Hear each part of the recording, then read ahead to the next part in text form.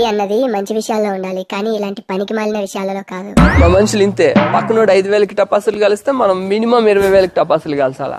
ఆహా, మీ కళలు చిచ్చుబుడ్డిల్లా కాలిపోవాలి, మీ జీవితాలు లక్ష్మీ బంబుల్లా పేలిపోవాలి.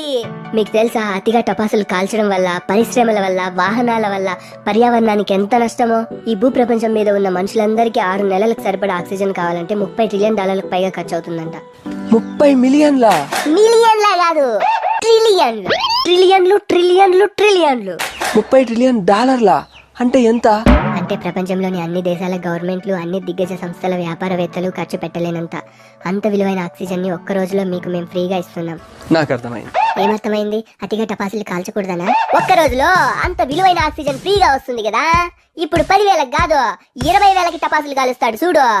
పండుగ సందర్భంగా 2-3 టపాసులు కాల్చి అలాగే ఒక మొక్క నాటి రాబోయే తరాల కోసం పర్యావరణాన్ని కాపాడుకోవాలని అర్థమైంది.